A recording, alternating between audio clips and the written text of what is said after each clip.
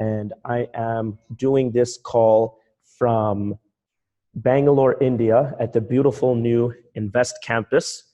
You can see half the campus behind me, the other half is in front of me. And so it is a good 6:30 a.m. here, and we have an incredible support team that works for you guys during the day. So they work night shift here that just left. They leave at about 5 a.m. And then the day shift, the engineers and the marketing analysts, they all come in about 1.5 hours. So this is a perfect slot for us to do this webinar.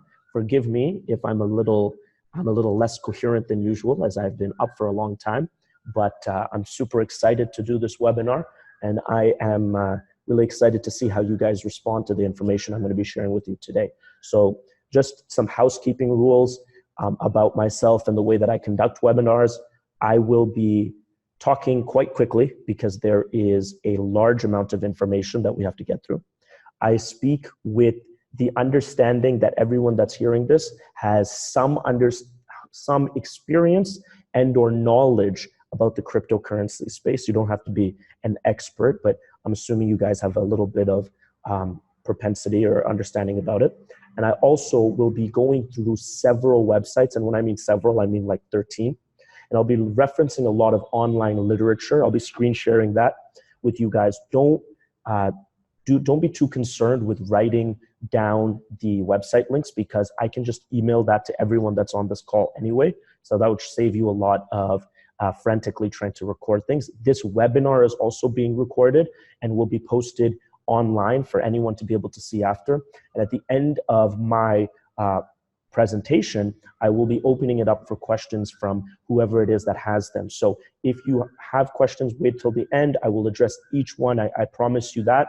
And if at any point you cannot hear me, if there's a discrepancy in the internet connection, please let me know, and I will make sure that this will be rectified. And the answer to that, Mr. Tigley, is yes. So again, without further ado, let's rock and roll. It's been a good 2 weeks since I did one of these webinars.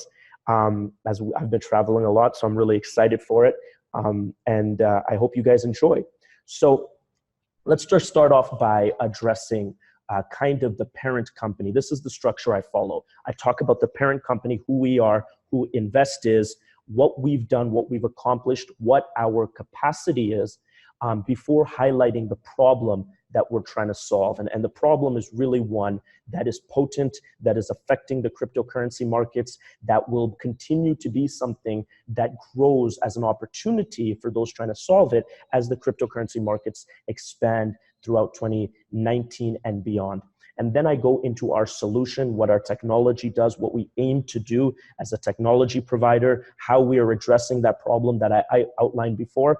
And then I ended off with how you guys can get involved, or how the audience and the greater market at large can get involved and position yourself as a market maker in this very lucrative asset class. So as you may have noticed, I saved the best part till the end, so you guys stay on the whole time. And I promise to make it as engaging as possible. So without further ado, let's just get started. I'm going to begin sharing my screen now. So you should be able to see my browser. And now I have opened up the first tab, and let us begin. So parent company to Global Exchange, and this is a GX Global Exchange webinar. But before we talk about Global Exchange, let's talk about who are we, who are you dealing with, who is Sharpan, who is the management team that's supporting this cause. In 2017, me and my partner, Warren Carson, co-founded a company called Invest Canada. Invest Canada today is available at investbank.com. And we had a very simple idea and a simple problem that we were trying to address. We watched the cryptocurrency markets go from $1,000, we watched Bitcoin particularly go from $1,000 a coin to almost $20,000 a coin. And we watched in 2017, the world kind of catch up, or at least the financial world go ablaze as this new asset class that very few people understood was being inducted into mainstream society. And the one thing that me and Warren saw at that time that we still see today, that there is a huge opportunity in onboarding people that would have typically strayed away from cryptocurrency. Let me repeat that. The most underinvested demographic by cryptocurrency companies, by exchanges, is a particular age demographic that strays away from cryptocurrencies. And this is the baby boomers, Generation X, really anyone that ages above 40. And the reason for this, the reason no crypto company focuses on them is because they're quite difficult customers. They are technically less sophisticated on average. They have long learning curves. They're conservative fiscally. And so compare that to the ideal cryptocurrency customer, which all the companies go after, which is 25 to 35-year-old males who make decisions quickly, who are fiscally aggressive. They have they're technologically sophisticated. It's not really a comparison. But me and Warren understood that the institution that onboards the baby boomers is the one that's going to capture a lot of this mainstream adoption that we so look to garner in cryptocurrencies. They hold overwhelmingly the most amount of money, and they hold a disproportionate amount of influence. And so what did we do to address this market problem? We launched Invest Canada, now known as Invest Bank, with the idea that we can build an online banking software that you see here that can help customers support their crypto assets as well as their fiat assets, and help them to hedge currency risk over long periods of time so they can have long-term planning with their cryptocurrencies, but do it with physical distribution centers. So let me repeat that. It's an online software just like Coinbase or anything else, but we have physical distribution centers. You might even call them physical branches, where we onboard people who have less propensity into the cryptocurrency market. So to show you the scope of our operation and what we've done with Invest Bank, I'm just going to show you a quick video as to what Invest Bank looks like. We have a retail strategy that complements our online banking strategy, where we go in and we acquire physical bank branches and turn them into Invest Bank's places of education and onboarding for the average person. We're the first company in the world to do this, and it has given us such a head advantage as we look to onboard this specific this specific demographic. So this is our flagship branch in Toronto, Ontario. It is a former TD Canada Trust that for people that are in Canada, they probably know that. If you're watching worldwide, then that's a very large Canadian bank that we have now overtaken their branch and made it into a cryptocurrency branch. So let's watch the video.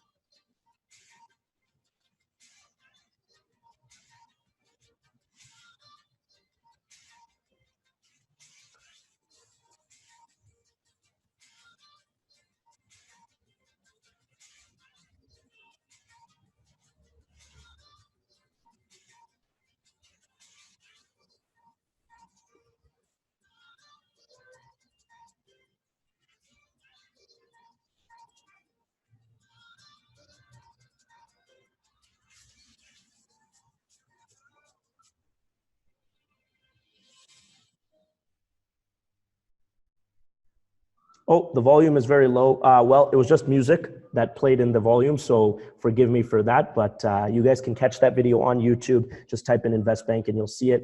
It's important that you guys just saw, at least you got the visual of what it is that we're trying to do, what our flagship operation looks like, and what we've been able to accomplish, not just online, but offline. And that's really to give you an understanding of what the might is behind the projects that we work on. We take it, quite seriously. Let's just check the chat.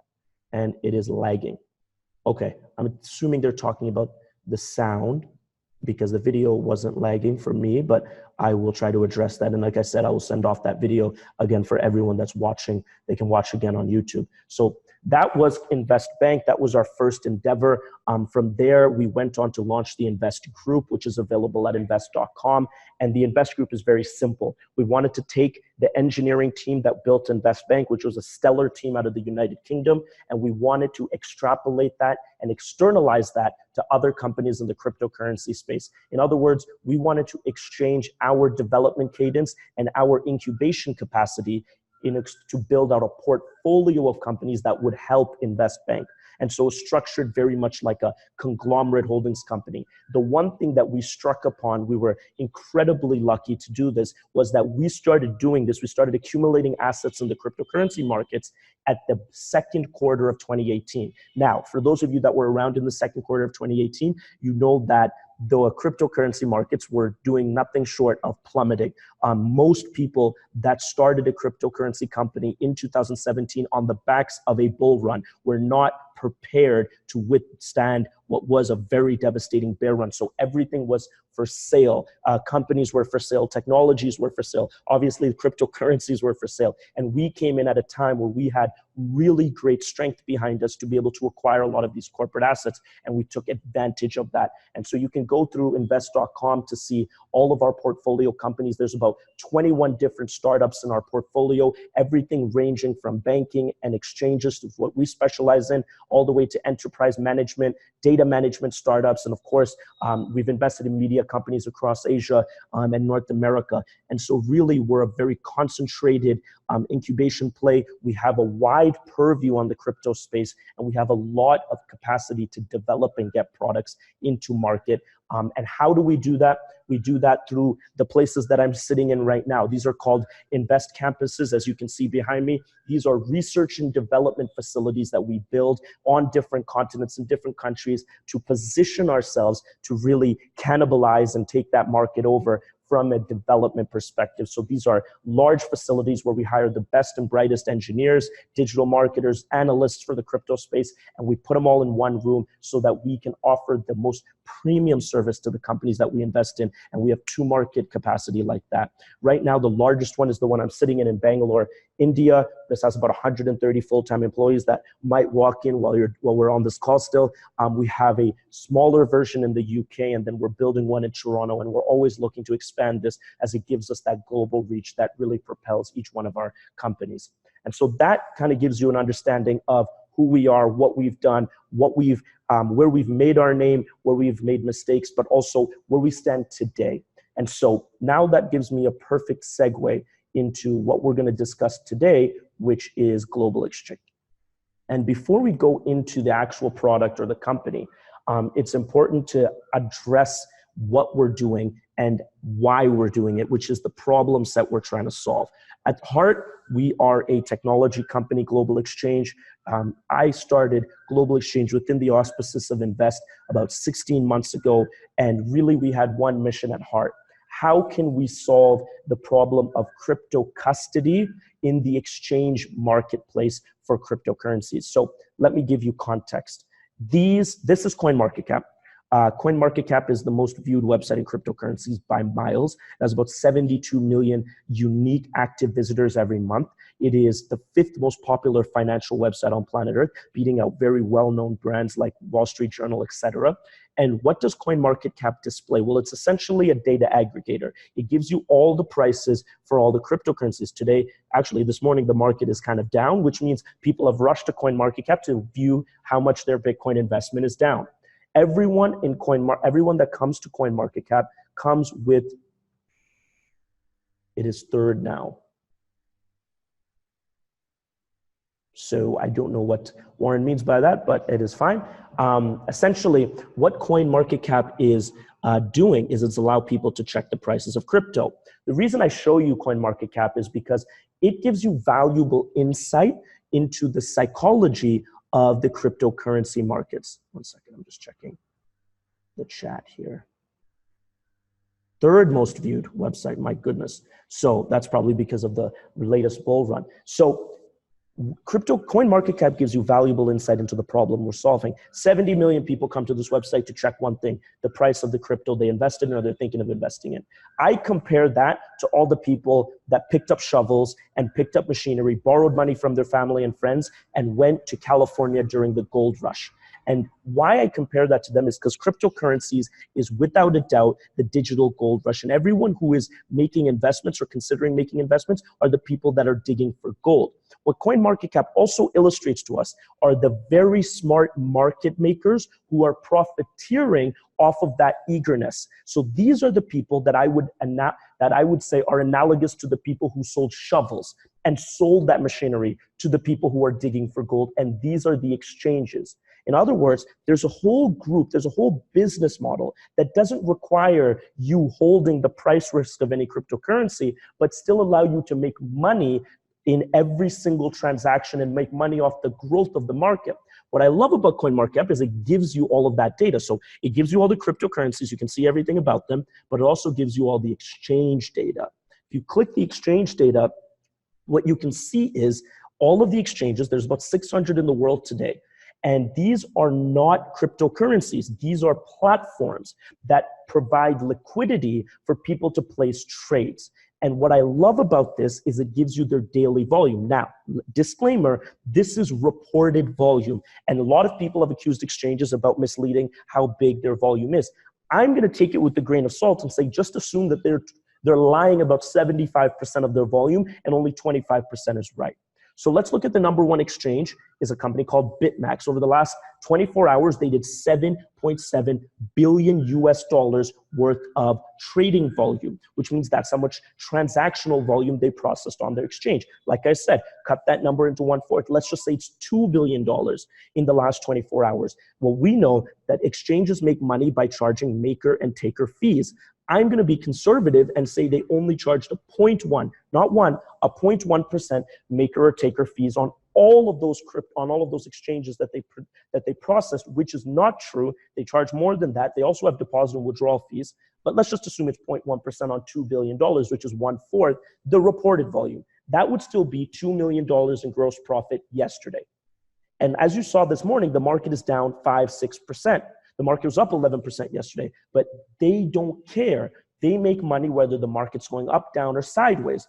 They are providing the shovels to the people who are followingly digging for gold. This is the best business model in cryptocurrency. Frankly, it's the only business model that has proven to last over the last 10 years within the cryptocurrency marketplace.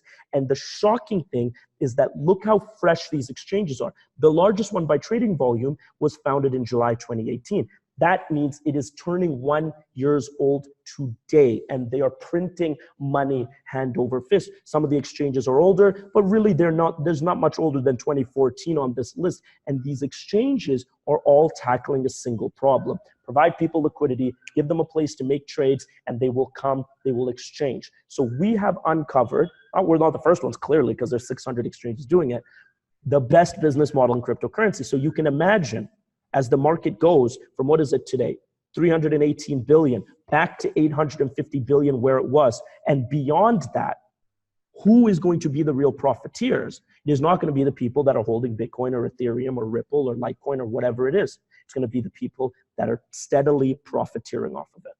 So is this entire soliloquy to prep you guys for the idea that we have started an exchange? On the contrary, we wanted to look at this market and understand, although it's amazing, although it's quite possibly the greatest business model in definitely the internet age, there is a serious flaw with it. And that flaw is what we address with Global Exchange. See, in order to trade on these exchanges, you go all the way down. In order to trade on them, you must give them your crypto. As a customer, let me repeat that. In order to trade on these exchanges, you must leave your cryptocurrency on their platform. In other words, the Bitcoin that was meant to sit on your computer or on your phone in the security of your computer is now being sent over to BitMax or BitMEX or Binance or OKX's computer, and it is being stored there. Now, that doesn't sound like a devastatingly problematic situation. However, we are here to uncover that this is horrible. And it is not just horrible, highly, highly dangerous. Now, the good thing is we are not the only geniuses that uncovered this. This is a well-addressed, well-researched topic within the cryptocurrency market, which is stating that centralizing this amount of digital assets on single computing networks, such as Binance's servers or Coinbase's servers, will present two scenarios. These scenarios are not just likely, they are invariable, and you will understand why. The first scenario is that the exchange will run off with your money. And I do not mean to say that in a light fashion, because I know that's a very serious topic. And it's not something I wish upon any exchange. A lot of these exchanges are run and managed by people that I know. Some of them are fantastic companies that I use. That doesn't change the security architecture flaw. Let's say, how many people are on this call right now? There are 28 people. Let's say the 28 people have $1,000 worth of Bitcoin each sitting on their computer. And then we all take it to BitMEX because we want to trade on BitMEX. So now it's gone from a dynamic where there was 28 computers with $1,000 each to where there's one computer, BitMEX's computer, where there's $28,000. So what is the incentive structure for the exchange not to run off with your money? Well, the only incentive structure is that they're going to do future business with you. Well, that type of game theoretical equilibrium doesn't last long, because as soon as it's not profitable for that to continue, there is no legal or technical recourse for you to get that money back if they so choose to leave. Because unlike fiat currency, there's no bank you call and say, hey, so-and-so took my money, get it back. Once you hand over your private keys, those private keys are what encrypt your position on the blockchain that allow you to transact. And you hand that over to the exchange, there's no getting your money back unless they want to give it to you back. And for those of you that think that can't happen, please just Google exchanges shutting down, and that will make my case. But let's assume that that doesn't happen. Let's just assume that the exchanges aren't being negligent. Negligent is a key word, because that doesn't mean they're just malevolent where they're trying to shut down. They might just be poorly managed. They might just take undue bets. They might just have some idiot as one of their engineers who decides to leave some portal open. I mean, just the variables are incredible, but the fact of the matter is when you put all the money in one place, any one of those variables are they're hyperbolized, and the effects the ramifications are devastating. But let's assume they're not negligent. Let's say they are audited every day. Let's say their compliance is on tack. Let's say they have the best intentions, long-term thinking. The next issue that will happen, if the first one, negligence, doesn't happen, is that they will get hacked. That is not a choice. That's not something anyone wakes up thinking about. It is just a matter of how you're positioned. And let me tell you, there is no cyber security fortress on the internet that cannot be broken. It just hasn't been broken yet. So remember my analogy, 28 computers have $1,000 each. That means there are 28 separate encryption systems. My password is Sharpan is the best. Warren's password is I love cheese 123. And he has some 2FA installed and XYZ. A hacker has to spend time and money getting into my system with no guaranteed result. I might have $1 million on my computer. I might have zero. And so he's gonna have to do that 28 times to get our $28,000. That costs money. On the alternative, once we take all of our money to BitMEX, he now knows that these exchanges have a boatload of money on the other side. It's just easy to tell. And they have a mono security system, meaning BitMEX has a probably very sophisticated security system, but it's just one that the hacker has to penetrate. Once that's penetrated, all that money is gone. So now you just have to think, how much money would you spend to steal more money if your job was stealing money, which is what it is when you are an unethical hacker? Well, even if a company like Binance spent $13-12 million a year on cybersecurity, it's $1 million a month, and they're holding $13 billion of assets on a single computing system. Why wouldn't I spend $30 million trying to get into that? It's just basic game theory. And so they will all get hacked. They know that. That's why they're also taking the same precautions we are to starting to try to decentralize. But remember, it's not easy for them to cannibalize their own business model. A lot of people ask, why hasn't someone done global exchange first? Why haven't the exchanges done it? Because they're making so much money. Why didn't General Motors invent Tesla? I mean, that made perfect sense. Why didn't IBM create Microsoft? Why didn't Microsoft then create Google? That made perfect sense. Why would they cannibalize their own business that's turning out this type of profit? And so the idea of security and still accessing the liquid markets, that brings me to my next point. Why do we sign up for this, including me? Why do I voluntarily go and sign up for these exchanges along with 96% of the crypto community to just leave our money on an exchange where we know this will invariably go wrong? I'll tell you why. Because we, as a market, are addicted to liquid order books. That's a fancy word for saying we like to have the ability to trade quickly. I have a Bitcoin, I want an Ethereum, I can make that trade. I have an Ethereum, I want a Stellar, I can make that trade quickly on Binance, in microseconds actually.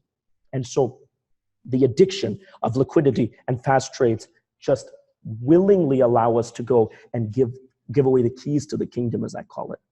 And so The question is, what are we going to do about this? Well, the market itself is a very effective machine. It started to produce a solution which is called the decentralized exchanges. For those of you that don't know, all of these exchanges are centralized exchanges, meaning the order book, the matchmaking engine, is on a central computer, and the custody of the crypto is in a central party.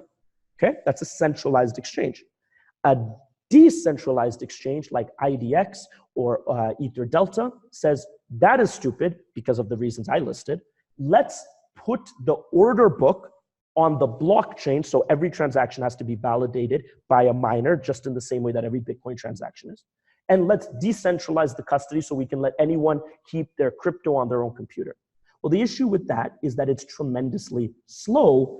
Anyone that's sent to Bitcoin knows how slow it can be to post every transaction to the blockchain. It's almost like saying, well, you guys are addicted to McDonald's, fast trades, quick order books, but how about you don't eat McDonald's and you go eat some broccoli?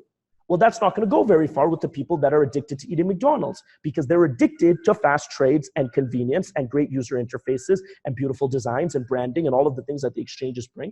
You cannot tell them to go to an open source exchange that they barely understand, where every transaction has to be posted to the blockchain.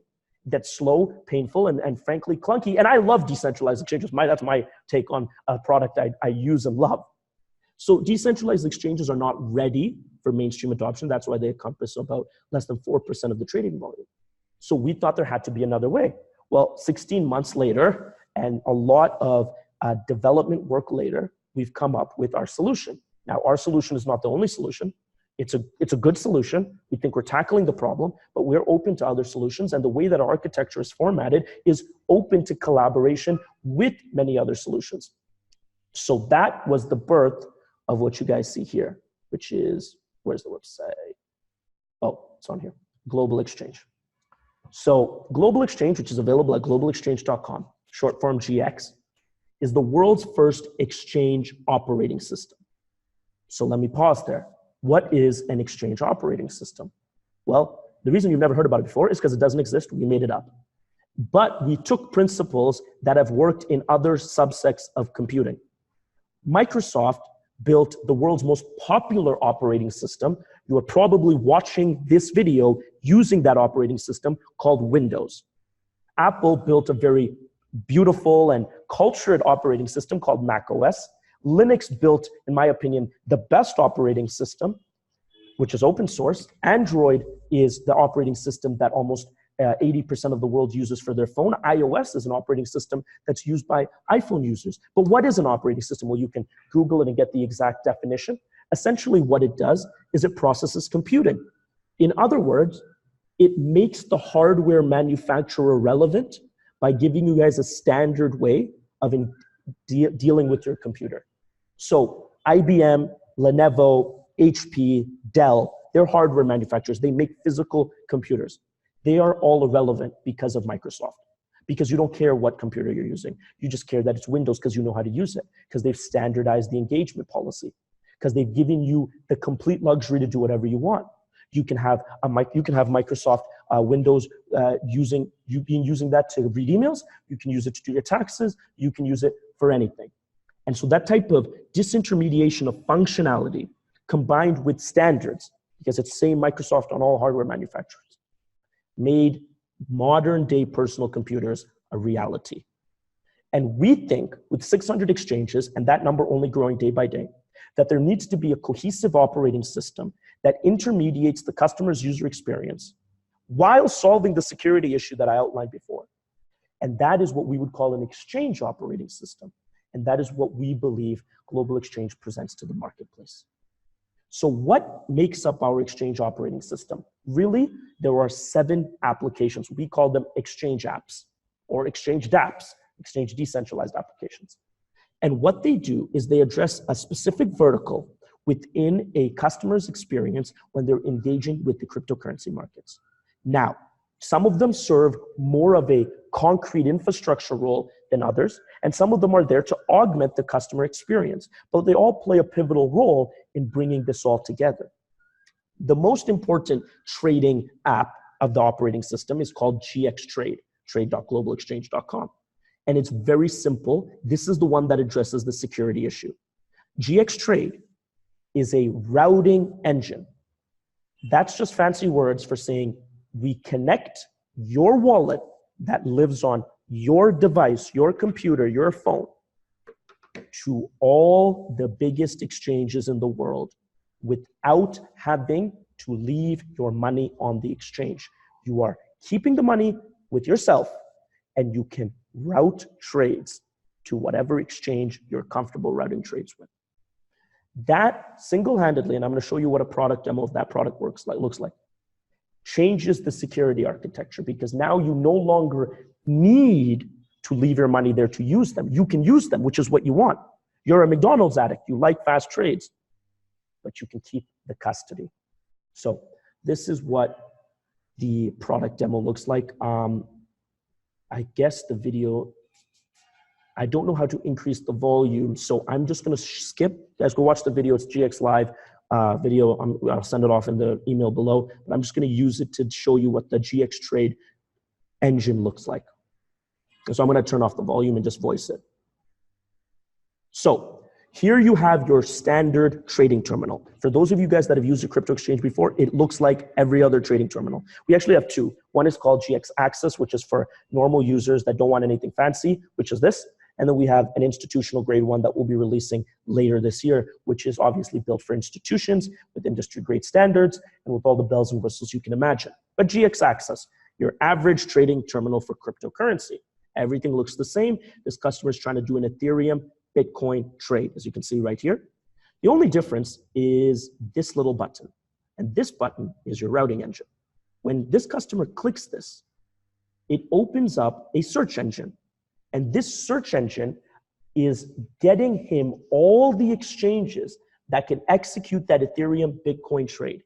And it's aggregating it based on the parameters that would make sense for you, i.e. price, i.e. volume, i.e. speed of execution, selection, your favorites. So just like an Expedia or a hotels.com, you are now able to choose at point of trade, or whenever you want. You can preset it. You can build, we have an algorithm that optimizes it, that where you want to execute your trade, that makes it beneficial for you.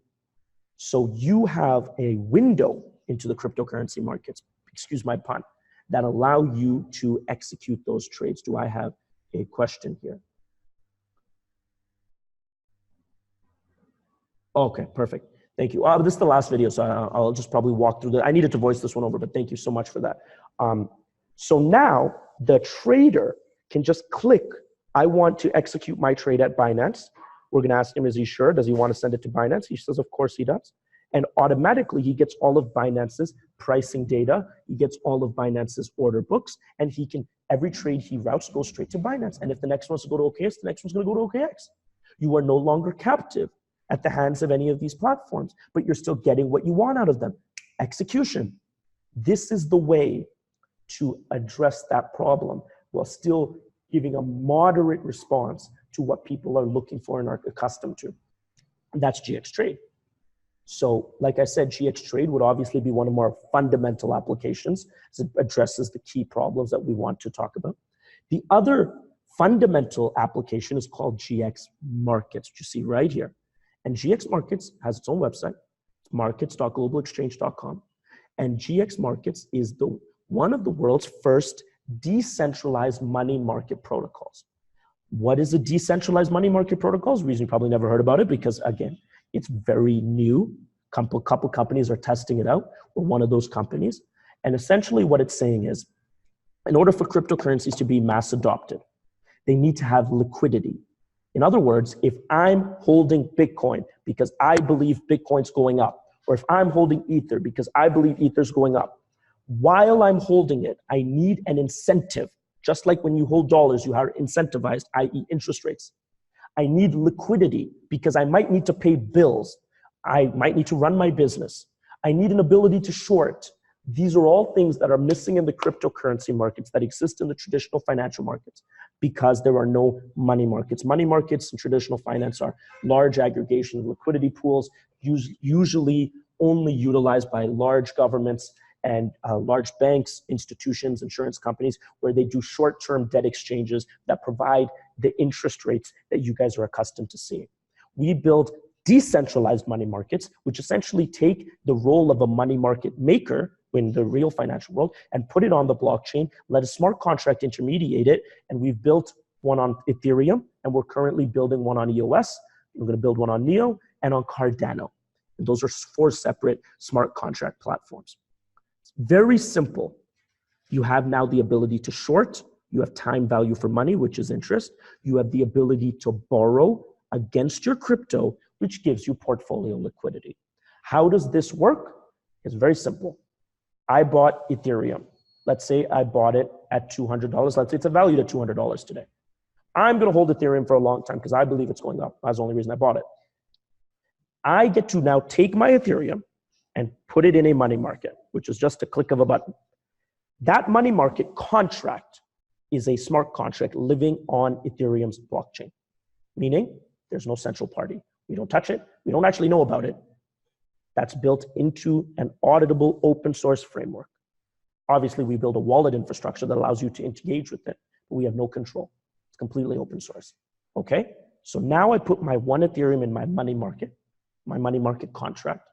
So the money market reads that as, oh, Sharpan or wallet 975454 has $200 worth of collateral.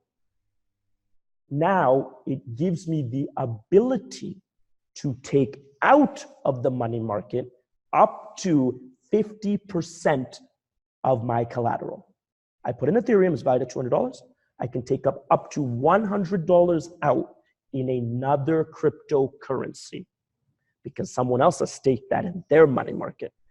And why is that important? Because once I take out that other cryptocurrency, I can do whatever I want with it. It's yours. You can sell it for dollars to pay bills. You can sell it for yen. You can sell it for euros. You can keep it in the crypto that you took it out in. You can buy more Ethereum. You can short the crypto you took it out in. You have complete liquidity. It's yours. And you have that liquidity while still owning the upside and downside of the Ethereum asset that you staked. Okay. This all happens without a central intermediary. We are not a lending company. We don't touch money. We build technology products.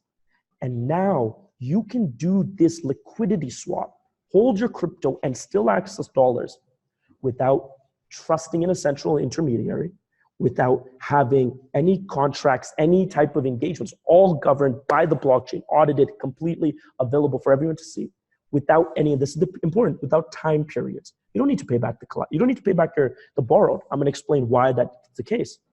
Without dealing with anything and still own your crypto for the long term. So how does this actually work?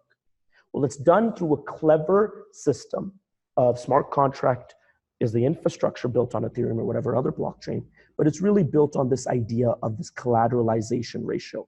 And essentially, oh, guys, say hi to the cleaning lady behind me. Essentially, the collateralization ratio states you can never take out more than 50% of your collateral. The smart contract is built to not allow that. So remember, once you take out, let's just say I put in a $200 worth of Ethereum and I take out $100 worth of EOS, I've maxed my ratio. So only 2 things can happen. Why you never need to give that money back if you don't want to? Of course, you need to give it back if you want to unlock your Ethereum. But why you never need to give it back if you don't want to is because the market will settle itself. Because only 2 things can happen as a result right after I do that swap. Number 1, the price of Ethereum, my collateral, goes up compared to the price of EOS, which is the asset I took out. Or the inverse happens. The price of Ethereum goes down compared to the value of EOS, which goes up. The crypto markets are highly volatile. They never remain still. And so, one second, excuse me. Can you just the photo for a second?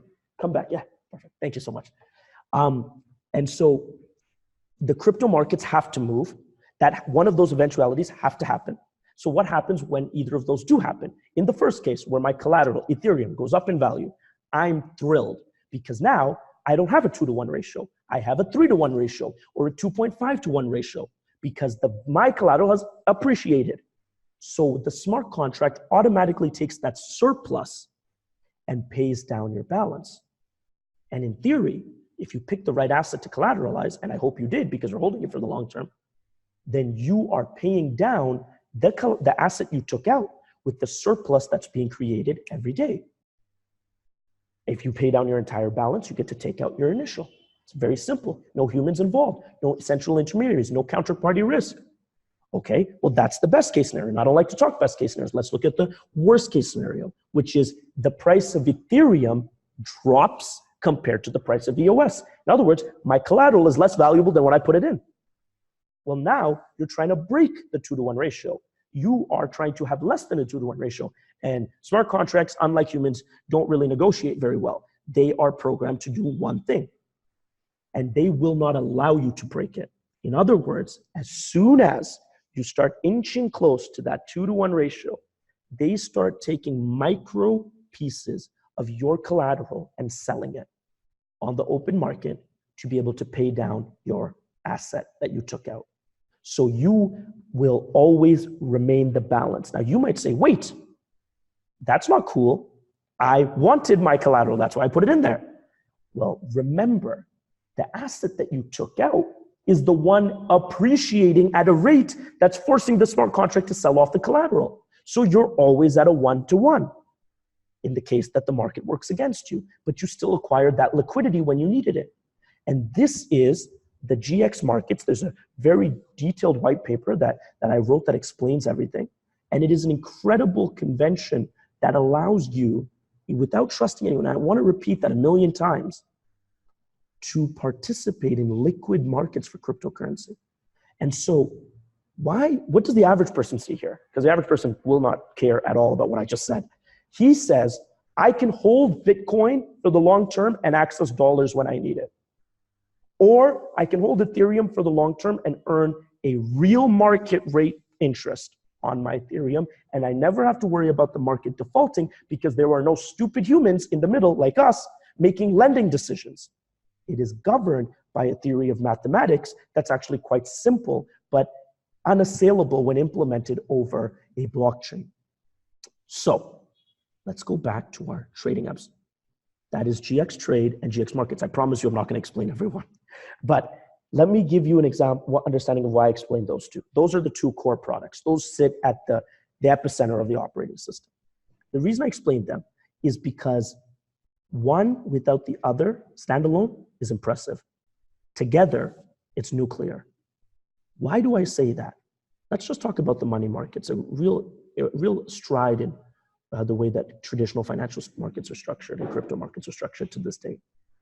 That without the capacity, the supply side, if you built the money markets and put it out, say, here's the money markets, but if you don't have supply side, people to stake, it's futile. You'll always find people that want to borrow. I mean, there's enough people to borrow, but where are you going to get the supply side from? In other words, what companies are best positioned to roll out the money markets? It would be the exchanges, because they're already holding everybody's cryptocurrency. So automatically Binance launches the money markets day one, $13 billion in supply. You can go borrow against that. Well, for us, we think we could have released this just to the exchanges. We think there's a more intelligent way, or definitely a more meritocratic way. If you release this to the public with their ability to take the money back off the exchanges using GX Trade, now they can leave the money in the money markets, their own money market contracts, and leverage against it and earn interest on it. And whenever they want to trade, they just have to route the trade from their money market to the exchange that they want to. And so it is the homogenization of GX Trade and GX Markets that I believe makes this operating system so lethal. The remainder of the apps are high touch. They're there to serve as augmentation to the user. You have GX Live, which is already open. GX Live is live at live.globalexchange.com. This is actually already live, and it is a trading social network. It functions as like our Yahoo Finance. Analysts from all over the world go every day. They write reports. They write market analysis reports. It's a great ecosystem that helps the trader access news. We have GX Academy, which is an end-to-end online learning platform we're launching that allows content creators to create courses about crypto. It's Udemy basically, and it allows users to be able to take those courses and pull them in and watch them. And so that is 2 examples of products that we've already launched that provide augmentation, helps the customer use this operating system. You have GXAlgo, which is an algorithmic trading software, essentially allows you to turn English into Python. In other words, you have a cool strategy, you plug it into GXAlgo, it gives you a bot. You have GXD Central, which is basically GX Trade, but it connects your wallet to DEXs, decentralized exchanges. And you have Initial Fund Offering, which if I started talking about today, we would be on here for another 3 hours, which is that remarkable. To give you just a little teaser, because I'll be releasing a video about this on YouTube. You've heard about Initial Coin Offering. Well, we own initialfundoffering.com. This is going to go to ifo.global. We also own initialfundoffering.com. And we've propagated this idea that you can have a same smart contract architecture for crypto funds. And you can change the way that money management is done through, again, that idea, don't trust, put it in code, decentralize. And that's what we do with the IFOs. It's going to change the way that fund management's done. And again, it's just a piece in this operating system. So that is a high-level overview, believe it or not, of the product line. We can go into depth in the technical sense about any one of those, but I will not do that to you guys on this call. I apologize for already the amount of jargon that I've spewed. I wanted to give you an idea of how seriously we take the problems that we're solving. So lastly, but definitely not least, which is the reason you guys got on this call, how does this benefit you? Or how can it benefit you? Well, once we built the technology, once we built it, I sat in this office or in our other campus with our engineering team and our marketing team. We said, the greatest technologies in the world, so quote of mine, the greatest technologies in the world are in a closet. Meaning, if no one uses it, it's not that great. And so we wanted to figure out what's going to be our distribution strategy. How are we going to get this remarkable technology into the hands of the millions and empower them to make cryptocurrency a mainstream asset class? Well, we have 2 strategies for that. The first one is a very conventional one in the cryptocurrency space. We launched our own token. Nothing truly out of the blue there. We have a very interesting platform, a set of applications, and the utility token behind our operating system is GX token. GX token is our native cryptocurrency built on top of Ethereum that allows access to these trading applications and aggregates it. It regulates the supply and demand curve of our operating system. In other words, imagine when Windows launched, Windows 95, they came out with Windows Coin, and they said that we're going to give the operating system away for free. If you hold Windows Coin, you get XYZ feature, you get XYZ cloud storage, you get XYZ computing capacity. And that governs the supply and demand. So this operating system never has any constriction issues. It's essentially what GX token does. There are, and you can come to deck.globalexchange.com to learn all about it. There are 350 million GX tokens, completely open source, auditable on Ethereum. Out of the 350 million, we are selling 300 million. 50 million is held in trust by the company.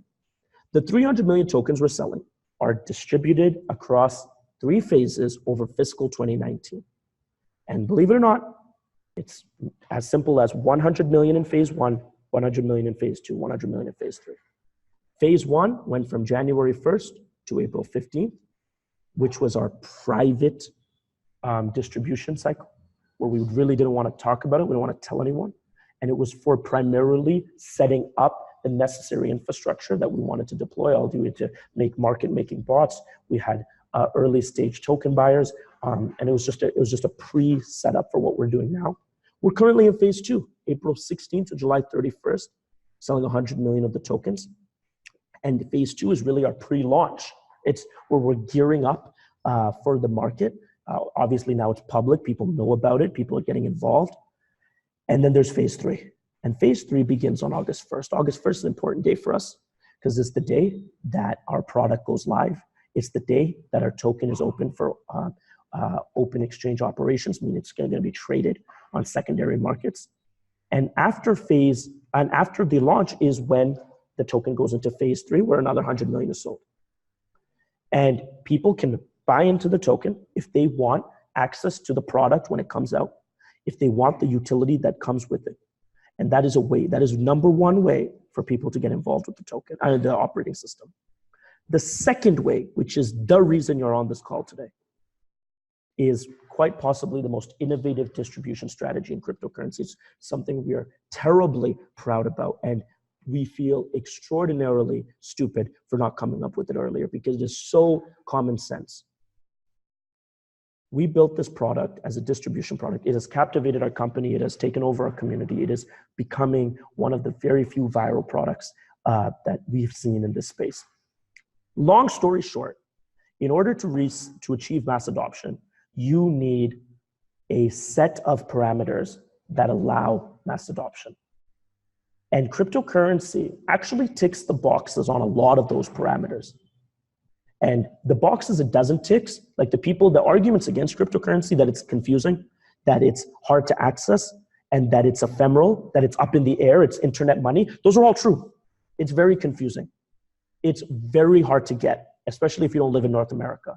And newsflash, you can't touch it because it's in cyberspace. And so there's no getting around those arguments, especially those three.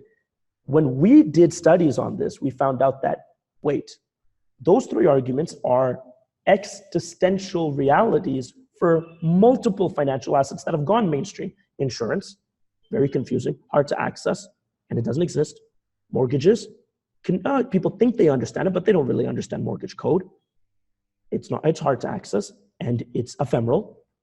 Derivatives, any type of second market trading, registered investments, whatever you want to go down the list, anything really, any financial products that's abstracted from an underlying asset is all those categories.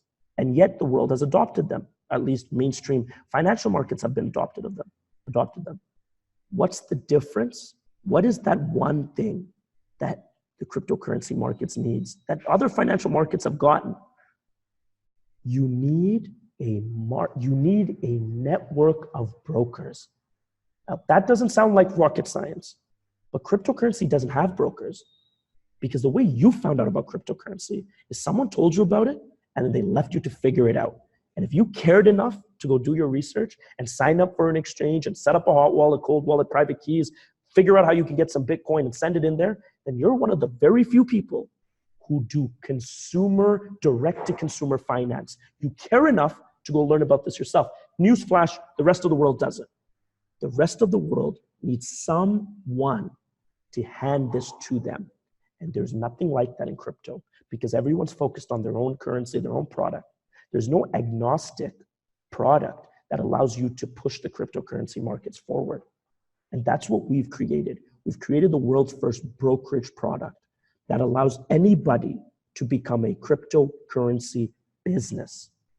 In other words, you launch your online brokerage, leveraging our technology, and now you, whatever corporation or individual, become the single point of entry for your customers into crypto. You become Coinbase itself.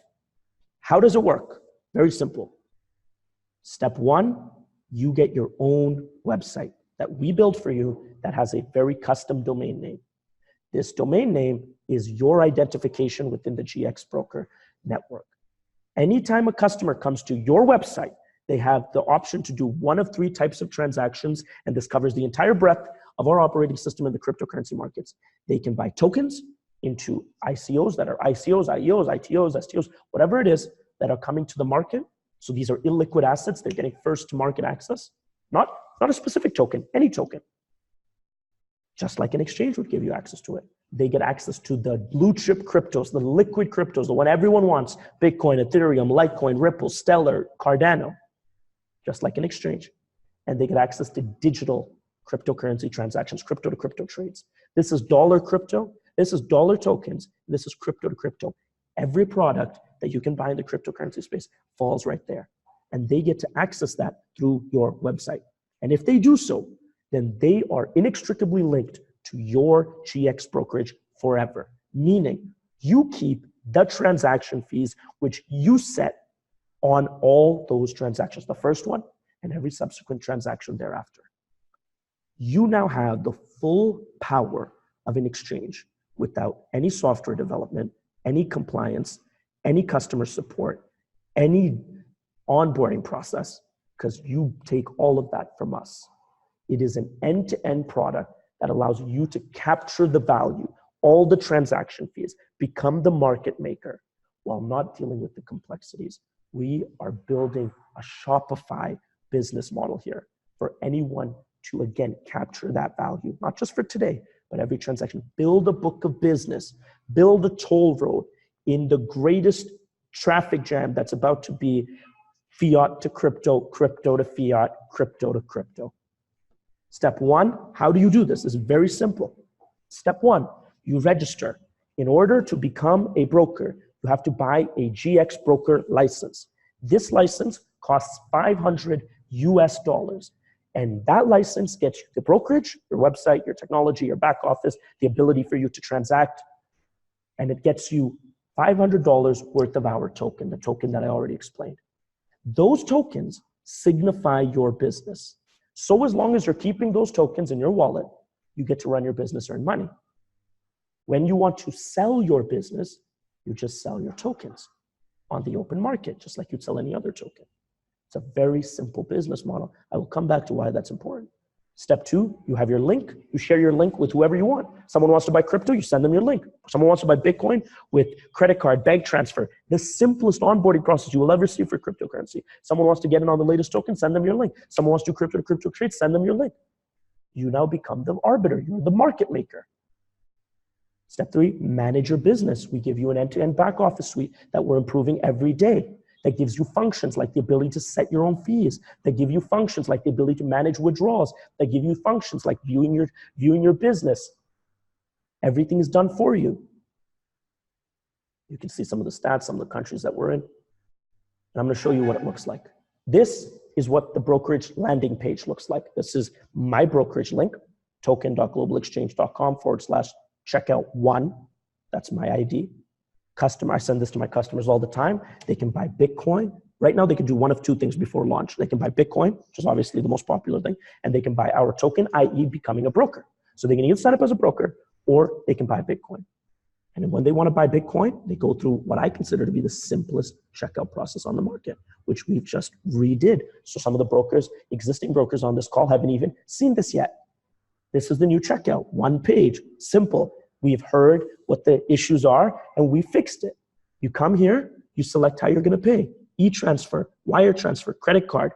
We ran credit card transactions for the last couple of weeks and we have experienced tremendous growth. And now we're revamping that so we can have unlimited credit card processing by the time we launch. But you just pick how you want to buy. Your customer picks how he wants to buy. Let's say it's e-transfer. Then he selects, does he want it instant? Does he want it in 24 hours? Does he want it longer than that? Is he willing to pay a premium fee? All of that stuff is here. Then he puts in how much Bitcoin he wants or how much dollars he wants to spend. I want to spend $100. Estimate price. It now gives me a live quote. Guess what? The fee of the broker yourself is baked into that live quote. You set that in your back office. It could be 1%, it could be 10%. We don't care. Enter your name, email, phone number, address. Put your Bitcoin wallet. If you don't have a Bitcoin wallet, no problem. Keep going. Because one of our support agents will reach out on your behalf to onboard them into whatever wallet they want. We're agnostic. Agree to the terms and conditions, proceed to payment. Everything is taken care of. And then if they want to become a broker, they can become a broker. You get paid off of not only your transactions, direct transactions, but every indirect transaction. After August, when the exchange launches, people do crypto to crypto trading 30 times a day, you're getting paid on that. After our token allocation is done, we're letting you sell any token direct to consumer. But you now become the face of cryptocurrency. Let me repeat that. Our brokers are the face of cryptocurrency. We probably have like 260 brokers in this beta launch that we've done all over the world. They are the new face of cryptocurrency. They are what solve the problems. They make it real for the customer because you can touch them. You can't touch crypto. They make it simple to access, the simplest access point in crypto. And number three, they make it easy to understand. The final caveat I'll add to this is, this right here, GXBroker, is the greatest tool for any existing crypto enthusiast. Whether you're already in a crypto business, whether you're already a trader, whether you're already an education company, you're in an affiliate marketing company, I don't care. Your customers need Bitcoin to get started. They need Ethereum to get started. You can now capture all of that instead of telling them to go to Coinbase. And you get to keep that transactional revenue.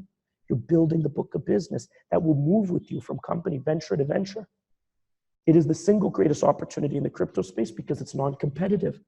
You are solving a tremendous problem. and you are being the onboarding ramp. The two things I'll finish it off with before I open the questions. Number one, not only do we take our role as a technology provider seriously, but we take our role as an arbiter of the cryptocurrency markets even more seriously. During the day, this room is filled, they'll be here in time. During the day, this room is filled with crypto enthusiasts, devs, security architects. This campus is just a vibrant place. During the night in Asia time, it's filled with a support team. What we call them consultants, GX consultants, because you know what they're there to do? Provide our brokers with 24/7 support. Because the brokers don't do anything. All they do is drive traffic. We onboard everyone. Every broker gets a 24/7 private chat with the technical specialist, the founding team usually, and sales analysts that they can leverage. Anytime you want anything done, just hit your chat, private chat. Every customer gets a 24/7 support chat. So if they have questions about their purchase, they can track it, and they have real-time, real people support. WhatsApp, email, phone, direct to them. All of that's free for our brokers, covered in the fact that we're building out this incredible brokerage network. So whether you're a cryptopreneur, you're a crypto business, you're just an enthusiast, you're looking to learn, you want to be the market maker. Whether the markets go up, down, or sideways, the brokers are making money. And to tie it all up, especially for those that have had questions about the token economics, what makes our token valuable? I will really want to answer this question because I think very few people understand this. We have 7 trading applications. Binance, with one trading app and their one utility token, BNB, that allows you to get cheaper trading fees on their centralized exchange, is now the 7th or 8th most valuable cryptocurrency in the world because they have 350,000 daily active users that buy Binance to get cheaper trades, i.e. they're in a utility on an exchange. We have 7 of them. But that's not even where the token value comes from, although that's an incredible driver of demand. How do you keep your GX brokerage? You must keep the tokens. In other words, the company is not even selling tokens. It's selling business models. It's selling franchises. And in order to continue operating your GX brokerage, you keep your tokens. So do the math. We only have 300 million tokens. Every time someone signs up, they're constricting supply because they're taking tokens out. They're going to hold it. And so after we sell out the 300 million tokens, you can't buy brokerages directly from us anymore. You have to buy it from someone else who already has the tokens. Well, if they give up their tokens, they're going to lose their brokerage. So the simple analogy I like to make is, let's say they bought in at 500. Token goes to 1,000. So they basically, the 50-cent token goes to $1. Now they have a $1,000 asset. They can choose to sell that. They can choose to get out. That's what would happen in traditional markets. They make money, they get out. But in this case, if they sell their tokens, they're giving up their business because there's only a fixed number of brokers. These brokerages are not just tokens and or businesses. They are rights to make transactional revenue. Even if they're only making $200 a month as a broker, which is a remedial amount, that means every 5 months they turn over the value of their asset. It's like having a rental property that every 5 months pays the property. I don't think you're going to sell that. So there's very limited amount of people that will sell it. But if we keep encouraging more brokers to sign up, and of course more brokers that will find out about it will sign up, that drives up the token immensely. So we have a simple job: create an outstanding operating system, drive broker adoption. That creates the demand for the token. That incubates the entire process that we're talking about. That is Global Exchange in a nutshell. Again, it is a lot of information, and I appreciate everyone that's still on and that's diligently listening to it. I will open it up for questions.